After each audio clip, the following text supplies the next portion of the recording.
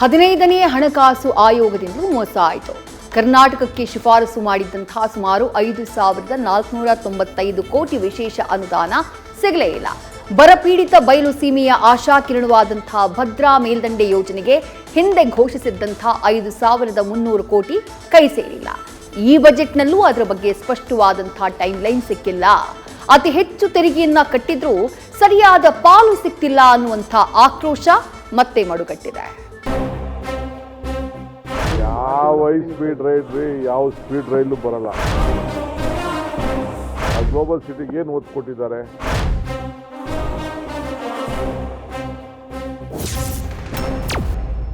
ಕೈಗೆ ಬಂದ ತುತ್ತು ಬಾಯಿಗೆ ಬರಲ್ಲ. ಇದು ರಾಜ್ಯದ ಸ್ಥಿತಿ. ಕಳೆದ 1 ದಶಕದಿಂದ ಪೆಟ್ಟು ತಿಂತಿರುವ ಏಕೈಕ ರಾಜ್ಯ ಅಂದ್ರೆ ಕರ್ನಾಟಕ. ಈ ಬಾರಿಯೂ ಕೂಡ ರಾಜ್ಯವನ್ನೇ ಪ್ರತಿನಿಧಿಸುವ ನಿರ್ಮಲಾ ಅವರ ಅವಗಣನೆಗೆ ತುತ್ತಾಗಿದೆ. ಹಾಗಂತ ಈ ಬಾರಿಯ ಬಜೆಟ್ನಲ್ಲಿ ಕರ್ನಾಟಕವು ದೊಡ್ಡ ನಿರೀಕ್ಷೆಯನ್ನು ಹೊಂದಿರಲಿಲ್ಲ. ಆದ್ರೂ ಸಿಗಬಹುದು ಎಂಬ ಸಣ್ಣ ಆಸೆಯೂ ಬತ್ತಿ ಹೋಗಿದೆ.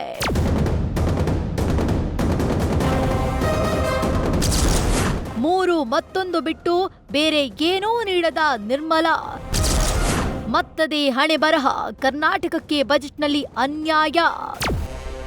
ಈ ಬಾರಿಯ ಬಜೆಟ್ನಲ್ಲಿ ಕರ್ನಾಟಕಕ್ಕೆ ಸಿಕ್ಕಿರುವ ಪಾಲು ನೋಡಿದ್ರೆ ಕನ್ನಡಿಗರಿಗೆ ಮತ್ತದೇ ನಿರಾಸೆ ಕಾದಿದೆ. ದೇಶಕ್ಕೆ ಅತಿ ಹೆಚ್ಚು ತೆರಿಗೆ ನೀಡುವ ರಾಜ್ಯಕ್ಕೆ ಮತ್ತೆ ಅನ್ಯಾಯವಾಗಿದೆ. ವಿಶೇಷ ಪ್ಯಾಕೇಜ್ ಬಯಸದ ಕರ್ನಾಟಕ ಸಿಗುವ ಯೋಜನೆಗಳು ಸಿಗದೆ ಮಲತಾಯಿ ಧೋರಣೆಗೆ ಸಿಲುಕಿದೆ.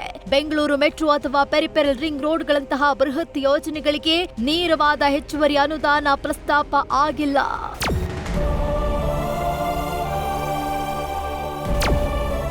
ಆದರೆ 16ನೇ ಹಣಕಾಸು ಆಯೋಗದ ಶಿಫಾರಸುಗಳನ್ನ ಸರ್ಕಾರ ಒಪ್ಪಿಕೊಂಡಿದ್ದು ರಾಜ್ಯಗಳಿಗೆ ಒಟ್ಟು 1.4 ಲಕ್ಷ ಕೋಟಿ ರೂಪಾಯಿಗಳನ್ನ ಹಂಚಿಕೆ ಮಾಡಲಾಗುವುದು ಅಂತ ಕೇಂದ್ರ ಹಣಕಾಸು ಸಚಿವೆ ತಿಳಿಸಿದ್ದಾರೆ.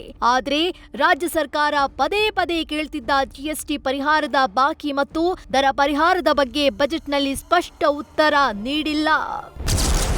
ಬೆಂಗಳೂರು ಹೈದರಾಬಾದ್, ಬೆಂಗಳೂರು ಚೆನ್ನೈಗೆ ಹೈಸ್ಪೀಡ್ ರೈಲ್ವೆ ಕಾರಿಡಾರ್ ಬಿಟ್ಟರೆ ಕರ್ನಾಟಕದ ಕರಾವಳಿ ತೀರದ ಪ್ರವಾಸಿ ತಾಣಗಳ ಅಭಿವೃದ್ಧಿಗೆ ಒತ್ತು ನೀಡಲಾಗಿದೆ. ರಾಜ್ಯದ 15 ಐತಿಹಾಸಿಕ ಮತ್ತು ಪುರಾತತ್ವ ತಾಣಗಳನ್ನ ವಿಶ್ವ ದರ್ಜೆಯ ಪ್ರವಾಸಿ ಕೇಂದ್ರಗಳನ್ನಾಗಿ ಮಾಡಲು ಹಣ ಮೀಸಲಿಡುವುದಾಗಿ ಹೇಳಿದ್ದಾರೆ. ಇದು ಪರೋಕ್ಷ ಲಾಭವೇ ಹೊರತು ರಾಜ್ಯಕ್ಕೆ ನೇರ ಲಾಭವಂತೂ ಅಲ್ಲ. ಕೇರಳ, ತಮಿಳುನಾಡು, ಒಡಿಶಾಕ್ಕೆ ಖನಿಜ ಕಾರಿಡಾರ್ ಘೋಷಣೆಯಾಗಿದೆ. ಈಶಾನ್ಯ ರಾಜ್ಯಗಳಿಗೆ ಫ್ಲೈಟ್ ಕಾರಿಡಾರ್ ಘೋಷಿಸಿದೆ. ಆದರೆ ಕರ್ನಾಟಕಕ್ಕೆ ವಿಶೇಷವಾಗಿ ಯಾವುದೇ ಕೊಡುಗೆ ನೀಡಿಲ್ಲ. ಆದರೆ ಈ ಬಗ್ಗೆ ಅಸಮಾಧಾನ ಹೊರಹಾಕಿದ ಡಿಸಿಎಂ ಡಿಕೆಶಿ, ಯಾವ ಹೈಸ್ಪೀಡ್ ರೈಲ್ವೆ ರೀ, ಯಾವ ಸ್ಪೀಡು ರೈಲು ಬರಲ್ಲ, 50-50 ಅಡಿ ಆಗಲ್ಲ, ಬೇಕಿದ್ರೆ 90-10 ಕೊಡ್ಲಿ, ಬೇರೆ ರಾಜ್ಯಗಳಿಗೆ ಮಾಡಿದ್ದಾರೆ, ನಮ್ಮ ವಿಚಾರಕ್ಕೆ ಬಂದಾಗ 50-50 ಅಂದ್ರೆ ಹೇಗೆ ಅಂತ ಕಿಡಿಕಾರಿದ್ದಾರೆ. ಬೆಂಗಳೂರನ್ನ ಮೋದಿ ಗ್ಲೋಬಲ್ ಸಿಟಿ ಅಂದ್ರು, ಈಗ ಏನ್ ಕೊಟ್ರು ಅಂತ ಪ್ರಶ್ನಿಸಿದ್ದಾರೆ. ಯಾವ ಸ್ಪೀಡ್ ರೈಲ್ ರೀ, ಯಾವ ಸ್ಪೀಡ್ ರೈಲು ಬರಲ್ಲ. ಈಗ ಇರೋದಕ್ಕೆ ಯಾವ ದುಡ್ಡು ಇಲ್ಲ. 50-50 ಆಗೋದಿಲ್ಲ. ನಾವು ಬೇಕಾದ್ರೆ 90-10 ಮಾಡಲಿ, ನಾವು 10% ನಾವು ಕೊಡ್ತೀವಿ. ಮಿಕ್ಕಿದೆಲ್ಲ ಸುಮ್ಮನೆ ಯಾವ ಕಾಲದಲ್ಲ. ಈಗೆಲ್ಲ ಬೇರೆ ರಾಜ್ಯಗಳಿಗೆಲ್ಲ ಅವ್ರು ಮಾಡಿಕೊಟ್ಟಿಲ್ವಾ? ನಮ್ಮ ರಾಜ್ಯಕ್ಕೂ ಮಾಡಲಿ, 90% ಅವ್ರು ಮಾಡಲಿ, 10% ನಾವು ಕೊಡ್ತೀವಿ.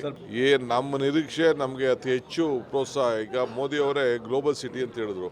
ಆ ಗ್ಲೋಬಲ್ ಸಿಟಿಗೆ ಏನು ಒತ್ತು ಕೊಟ್ಟಿದ್ದಾರೆ ನೋಡೋಣ. ಲಾಸ್ಟಲ್ಲಿ ಬಂದ ಮೇಲೆ ತಿರ್ಗಾ ಮಾತಾಡ್ತೀನಿ. ಆದರೆ ಹಾವೇರಿಯಲ್ಲಿ ಸಚಿವ ಎಚ್.ಕೆ. ಪಾಟೀಲ್ ಪ್ರವಾಸೋದ್ಯಮ ಸಚಿವರು ಆಗಿದ್ದರಿಂದ 15 ಪ್ರವಾಸಿ ತಾಣಗಳು ಮೇಲ್ದರ್ಜೆಗೆ ಏರಿಸಿದ್ದು ಸ್ವಾಗತಿಸಿದ್ದಾರೆ.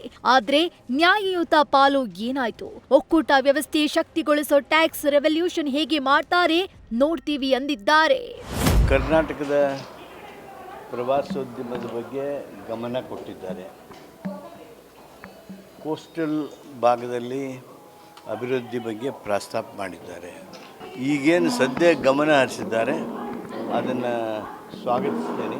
ನಾವು ಈ ಬಜೆಟ್ ಮೂಲಕ ಏನು ನೋಡ್ತಾ ಇದ್ದೇವೆ ಅಂದರೆ, ನಮ್ಮ ರಾಜ್ಯಕ್ಕೆ ನೀಡಬೇಕಾಗಿರ್ತಕ್ಕಂಥ ನ್ಯಾಯಯುತವಾಗಿರ್ತಕ್ಕಂಥ ಪಾಲು, ಆ ಬಲ ಕುದುರಿಸ್ತಕ್ಕಂಥ ಈ ಟ್ಯಾಕ್ಸ್ ಡೆವಲ್ಯೂಷನ್ ಹೆಂಗೆ ಮಾಡ್ತಾರೆ. ಒಟ್ಟಾರೆ ರಾಜ್ಯದ ಬೃಹತ್ ಯೋಜನೆಗಳಿಗೆ ಬೂಸ್ಟ್ ಸಿಕ್ಕಿಲ್ಲ. ರಾಜಕೀಯ ಮತ್ತು ಆರ್ಥಿಕವಾಗಿ ಕರ್ನಾಟಕ ಮತ್ತೆ ನಿರ್ಲಕ್ಷ್ಯಕ್ಕೆ ತುತ್ತಾಗ್ತಿದೆ. ಕನ್ನಡಿಗರ ಪಾಲಿಗೆ ಬಜೆಟ್ ಕಹಿಯಾಗಿಸಿದೆ. News first bureau. News first ನಿರ್ಭೀತಿಯಿಂದ ನಿಮ್ಮ ಪರವಾಗಿ.